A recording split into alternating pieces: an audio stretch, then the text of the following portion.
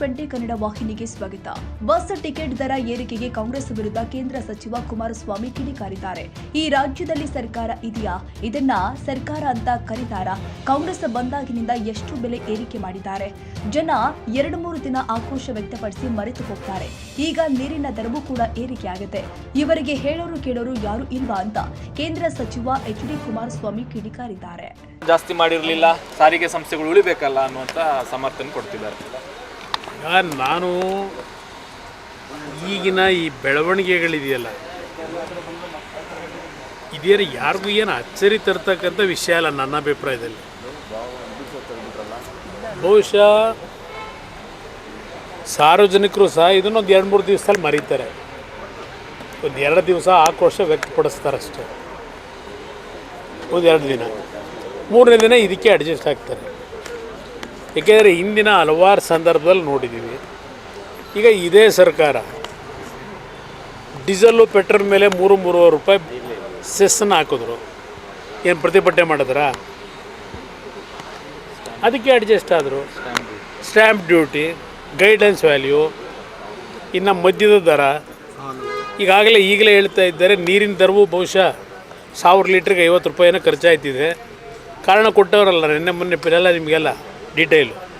ನೀರಿನ ದರದ್ದು ಏನಾಗುತ್ತೆ, ಹಾಲಿನ ದರ ಏನಾಗ್ಬೋದು, ಇದಕ್ಕೆಲ್ಲ ನೀವು ಹೊಸ ವರ್ಷದಲ್ಲಿ ನಾಡಿನ ಜನತೆ ತಯಾರಾಗಿ ಅಂತಕ್ಕಂಥದ್ದನ್ನು ಸರ್ಕಾರ ಈಗಾಗಲೇ ಸಂದೇಶ ಕೊಡ್ತಾ ಇದ್ದಾರೆ. ಇಲ್ಲಿ ನಾನು ಸದ್ಯಕ್ಕೆ ಇದು ಯಾವುದಕ್ಕೂ ಟೀಕೆ ಮಾಡಲ್ಲ. ಟೀಕೆ ಮಾಡಿ ಏನು ಮಾಡೋದು? ಕೇಳೋಕ್ಕೆ ಯಾರಿಗೆ ಹೇಳ್ತೀವಿ? ರಾಜ್ಯದಲ್ಲಂತೂ ಸರ್ಕಾರ ಅಂತೂ ಇಲ್ಲ ಅಲ್ವಾ? ಸರ್ಕಾರ ಇದೆ ಅಂತ ನಿಮ್ಗೇನಾದ್ರು ಅನಿಸುತ್ತಾ? ಸ್ವೇಚ್ಛಾಚಾರವಾಗಿ ನಡೀತಾ ಇದೆ. ಹೇಳೋರು ಕೇಳೋರು ಯಾರೂ ಇಲ್ಲ. ಜನಗಳ ಕಷ್ಟ ಸುಖ ಯಾರು ಕೇಳ್ತಾರೆ?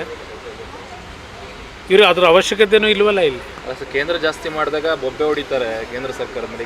ನಾನು ನೋಡಿ, ಅವಶ್ಯಕತೆ ಅನಿವಾರ್ಯ ಇದ್ದಾಗ ಬೇರೆ, ಅನಿವಾರ್ಯ ಪರಿಸ್ಥಿತಿಗಳಿದ್ದಾಗ ಹಿಂದಿನ ಹಲವಾರು ಸರ್ಕಾರಗಳಲ್ಲಿ ಬೆಲೆ ಏರಿಕೆ ಮಾಡೋದು, ಕಡಿಮೆ ಮಾಡತಕ್ಕಂಥದ್ದು ನಡೀತಕ್ಕಂಥದ್ದು ಸರ್ಕಾರದ ಒಂದು ಖರ್ಚು ವೆಚ್ಚಗಳಿಗೆ ಮಾಡಲೇಬೇಕಾಗ್ತದೆ, ಮಾಡ್ತಾರೆ.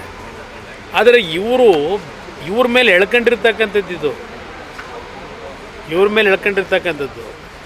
ಇವತ್ತು KEB ಏನಾಗುತ್ತೆ ನೋಡೋಣ, ಪವರ್ ಸೆಕ್ಟರ್ನಲ್ಲಿ ಮುಂದೆ ಏನಾಗುತ್ತೆ ನೋಡೋಣಂತೆ.